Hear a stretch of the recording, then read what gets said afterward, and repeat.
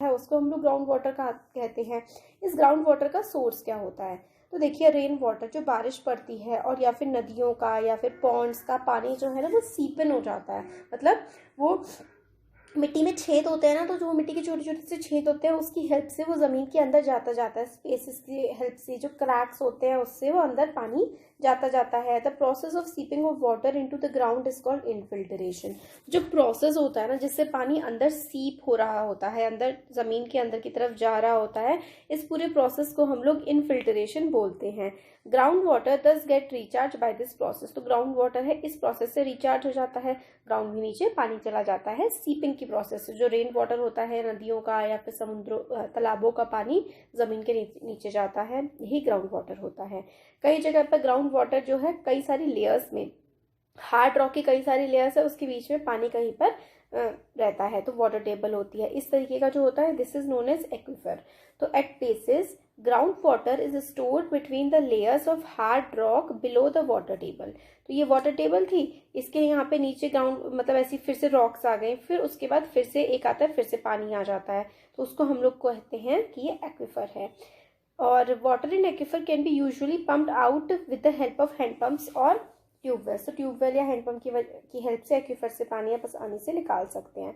तो construction site आपने देखी होगी कई बार हो रही होती है, वर्कर्स जो है वो पानी कहाँ से लाते हैं, वो क्या करते हैं, वो ज़मीन में ही गहराई में गड्ढा कर लेते हैं, बोरिंग डाल देते हैं और उस बोरिंग से ही क्या आ रहा होता है, पानी ऊपर की तरफ आ रहा होता है। Inquire from the people working there how deep they have dug. तो जो कंस्ट्रक्शन साइट होती है जहाँ पे काम चल रहा होता है उन लोगों से आप लोग पता कर सकते हैं कि कितना डीप लोगों ने डग किया है जिससे वो पानी ऊपर आ पाया है। Can we keep on drawing water from the underground, how will it affect the water table. क्या हम लोग पानी निकालते रहेंगे, कभी ख़त्म नहीं होगा? तो ख़त्म हो जाता है। डिप्लीशन ऑफ वाटर टेबल, मतलब अगर हम बहुत ही ज़्यादा पानी ज़मीन में से निकाल लेते हैं तो पानी ज़मीन में ख़त्म भी हो सकता है। डिप्लीशन होना, ख़त्म होना, फिर एक्सटेंड भी हो सकता है, ख़त्म भी हो सकता है। Water drawn from under the ground get restored by seeping of rain water.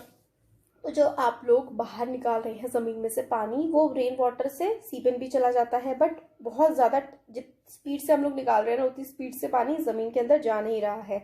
Water table जो है इफेक्ट नहीं होगी अगर बहुत ज़्यादा पानी नहीं निकालेंगे, और मतलब नेचुरल प्रोसेस से वो नीचे पानी जाता रहेगा। बट अब क्या हो रहा है, पानी सफिशिएंटली मतलब रिप्लेनिश नहीं हो रहा है, इतना पानी नहीं जा पा रहा है ज़मीन के नीचे जितना हम लोग निकाल रहे हैं।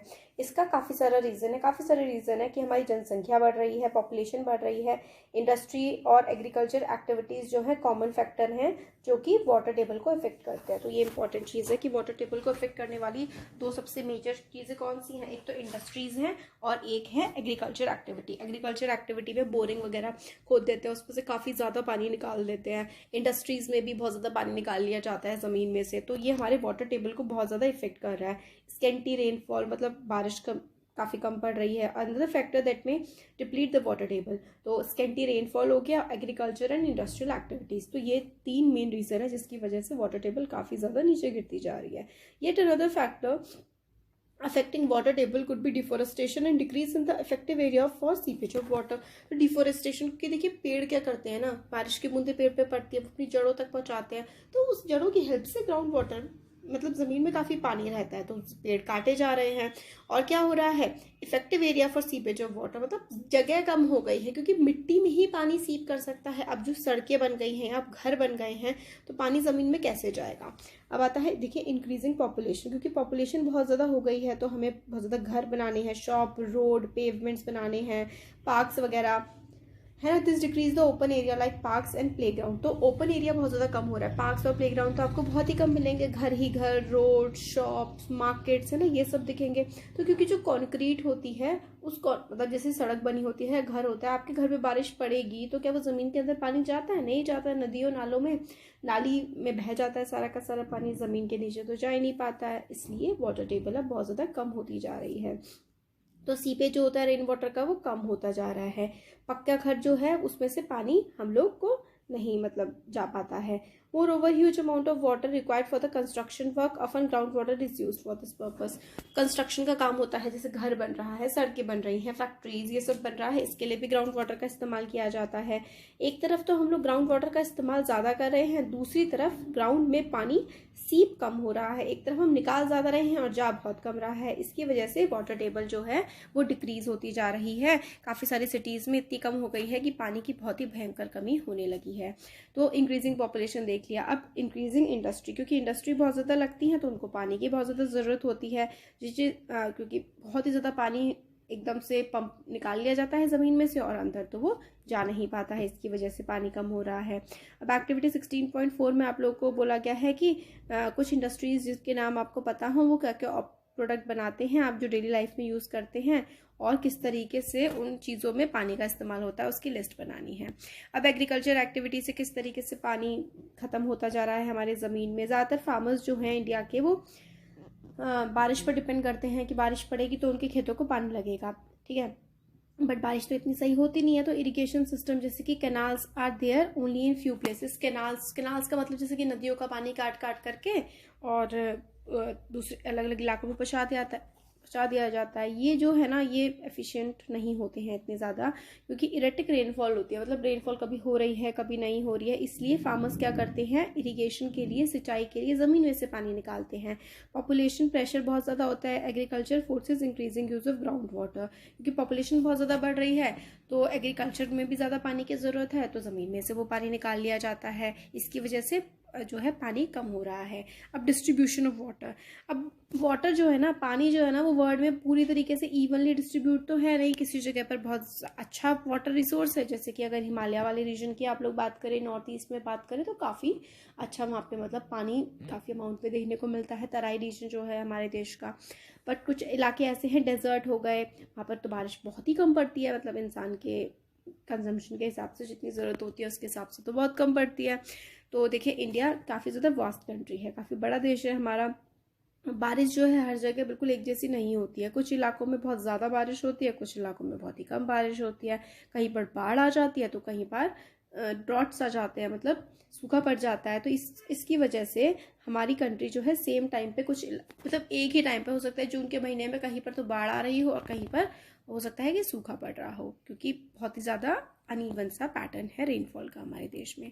एक्टिविटी 16.5 में ये देखिए, आप लोगों को मैप है ना इसके नेक्स्ट पेज पर, उस मैप में देखना है कि कहाँ पर बहुत ज़्यादा रेनफॉल पड़ती है, कहाँ की एनुअल रेनफॉल कहाँ कितनी है, और आप अपने आप को कहाँ रहते हैं वो लोकेट करिए। क्या आपके इलाके में सफिशिएंट रेनफॉल होती है और कितने टाइम के लिए सफिशिएंट होती है, क्या जितनी रेनफॉल हो रही है वो पूरी है, शॉर्टेज ऑफ वाटर कब रहती है, और आप लोगों को क्या लगता है कि रेनफॉल की कमी की वजह से पानी की कमी हो रही है या फिर वाटर जितना भी है हमारे पास उसको सही तरीके से मेंटेन नहीं किया गया है या फिर सही तरीके से हम लोग मैनेज नहीं कर रहे हैं, इसकी वजह से पानी की कमी पड़ रही है। क्योंकि कई बार हम देखते हैं जिन इलाकों में पानी की कमी होती है वहाँ पर भी टंकियाँ टपक रही होती हैं, क्योंकि एक टपकती हुई टंकी बहुत पानी वेस्ट कर देती है, और हम लोग घरों में भी बहुत ज़्यादा पानी वेस्ट करते हैं। तो वाटर को हमें मैनेज करने की ज़रूरत है कि सही तरीके से हम लोग वाटर का ऐसे इस्तेमाल करें कि जब हमें ज़रूरत हो तब हमें मिल जाए, हमें तब डिपेंड ना रहना पड़े, मतलब कि हम देखें ना कि कहाँ गया पानी नहीं मिल रहा है।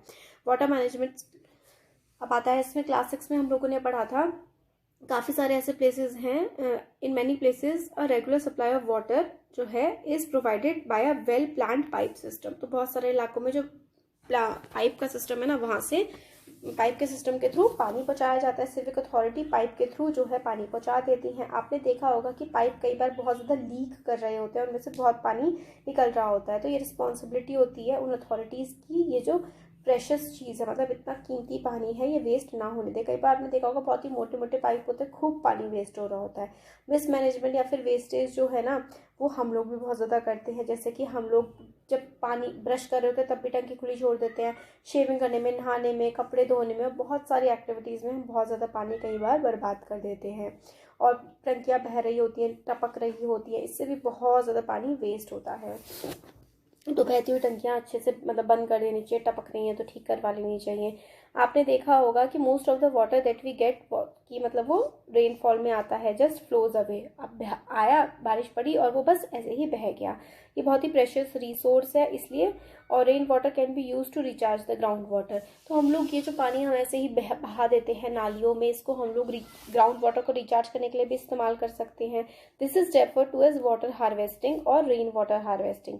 रेन वाटर हार्वेस्टिंग में हम लोग क्या करते हैं, छतों पे जैसे कि इस तरीके की छतें बनाते हैं कि छत छत से पाइप लगा देते हैं, एक टैंक में जा रहा होता है वो पानी। उस टैंक का जब कमी पड़ी, ज़मीन के अंदर होता है वो टैंक, कमी पड़ी तो निकाल लिया पानी, नहीं तो इस टैंक से पानी ज़मीन में को चला जाता है। इससे ग्राउंड वाटर भी रिचार्ज हो जाता है। तो बिल्डिंग्स आपके नेबरहुड में देखिए जहाँ पे वाटर हार्वेस्टिंग सिस्टम इंस्टॉल्ड होते हैं, तमिलनाडु में काफ़ी सारे इलाकों में होते हैं, राजस्थान में भी होते हैं, और काफ़ी सारे प्लेसेस होते हैं इंडिया के जहाँ पे एक एज ओल्ड प्रैक्टिस है पानी को स्टोर करके रखने की, जैसे कि बावड़ी। तो बावड़ियाँ होती हैं, वहाँ पर पानी को स्टोर करने की प्रैक्टिस है, इससे ज़मीन में वाटर रिचार्ज हो जाता है। बावड़ी जो है वो ट्रेडिशनल वे है पानी को कलेक्ट करने का। समय के साथ साथ बावड़ी जो है वो अब यूज़ नहीं कर रहे हैं, और उसमें क्या होने लगा था, पानी की जगह उसमें कूड़ा कचरा भरने लगा था। हाउएवर बहुत ही ज़्यादा जब पानी की कमी हुई तो लोगों को समझ में आया कि ये बावड़ी कितनी ज़्यादा हेल्पफुल है। अब बावड़ी जो है उनको रिवाइव कर लिया गया है, मतलब दोबारा से इस्तेमाल इनमें इनको किया जाने लगा है। आज ऐसी सिचुएशन है कि बहुत ही कम पानी वाले इलाकों में, जहाँ पे बहुत ही कम बारिश पड़ती है, पानी की कोई कमी नहीं है, इतना अच्छे से मैनेज किया गया है। एक और सिस्टम होता है ड्रिप इरिगेशन सिस्टम। देखिए फार्मर जो हैं, जो कि पानी तो उनको चाहिए ही उनकी फसलों के लिए, तो इकोनॉमिकली बहुत ही सस्ता भी पड़ता है, और जैसे कि इनिशियली महंगा पड़ता है बट बाद में सस्ता पड़ता है। तो पहले आपने ऐसे करके पाइप से लगवा दिए और आपकी जड़ों में एक एक बूंद करके पानी गिर रहा है। इस प्रोसेस को हम लोग कहते हैं ड्रिप इरिगेशन। ड्रिप इरिगेशन ऐसी टेक्निक है जिसमें प्लांट को बहुत ही नैरो ट्यूब से पानी डिलीवर करते हैं बिल्कुल प्लांट की बिल्कुल जड़ों में। तो ये देखिए ड्रिप इरिगेशन, ये ड्रिप्स लगी हुई हैं और ये बिल्कुल पानी की पेड़ों की जड़ों में पानी दिया जा रहा है।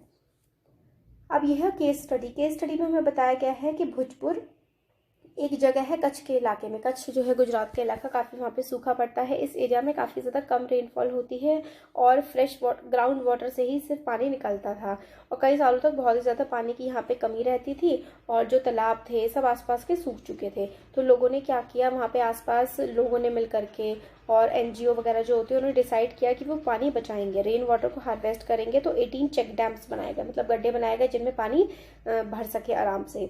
बारिश का फिर उनको ढक दिया जाता था तो ग्राउंड वाटर में जाने लगा वो पानी। और फिर उसके बाद काफ़ी सारे क्या किए गए, पेड़ वगैरह लगाए गए, कुएं बनाए गए।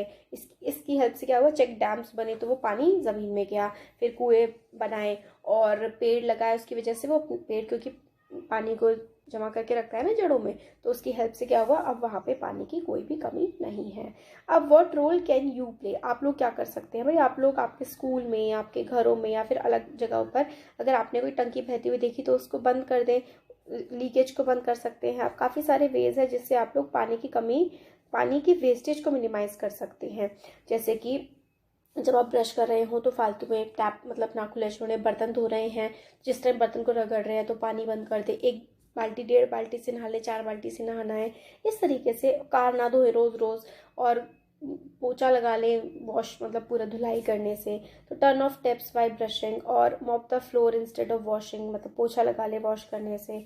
तो effect of water scarcity on plant में देखिए सिंपल सा है कि पानी की कमी होती है तो प्लांट पहले पीले पड़ते हैं और फिर पूरी तरीके से सूख जाते हैं, वो खाना नहीं बना सकते, और एक टाइम पे आके पानी नहीं मिलेगा तो प्लांट मर जाएंगे। और प्लांट ही नहीं होंगे तो हमारी जो मिट्टी होगी ना, टॉप सॉइल होगी, वो उड़ जाएगी, और फिर हम खाना कैसे मिलेगा हम लोगों को, प्लांट्स नहीं होंगे। तो आप कहेंगे जानवर खा लेंगे हम, तो जानवर क्या खाएंगे, जानवर भी तो पेड़ पौधे घास ही खाते हैं, घास सूख जाएगी अगर पानी नहीं होगा। तो ग्रीन करेक्टर जो होता है प्लांट का वो बिल्कुल लॉस हो जाएगा, और कोई भी लाइफ जो है वो अर्थ पे एग्जिस्ट नहीं कर पाएगी। नहीं खाना होगा क्योंकि खाना पेड़ बनाते हैं और जानवर भी वही खाना खाते हैं, तभी आप लोग जानवरों को खा पाएंगे अगर खाते हैं। तो ऑक्सीजन नहीं होगी, पेड़ों से हमें ऑक्सीजन मिलती है, बारिश नहीं पड़ेगी क्योंकि इवेपोरेशन नहीं होगा, और भी बहुत सारी प्रॉब्लम्स हो जाएंगी अगर पानी नहीं होगा। तो राजस्थान सक्सेसफुल इनिशिएटिव में आता है। राजस्थान एक काफ़ी सूखी जगह है जहाँ पर पानी की काफ़ी कमी रहती है। सक्सेसफुल एक्सपेरिमेंट हुआ, काफ़ी सारे सोशल वर्क्स ने मिल करके ड्राई एरिया जो है अलवर डिस्ट्रिक्ट के, उनको ग्रीन प्लेस में कन्वर्ट कर दिया। उसमें 5 जो रिवर्स हैं, आरवेरी, रूपारेल, सरसा, भागिनी और जहाजवाली, इनमें क्या करें, कंस्ट्रक्ट किए वाटर हार्वेस्टिंग स्ट्रक्चर, मतलब पानी को इकट्ठा करने के स्ट्रक्चर बनाए। तो उससे नदियों में दोबारा से पानी आ गया और लोगों और ग्राउंड वाटर भी रिचार्ज हो गया, तो पानी की कमी वहाँ नहीं रही।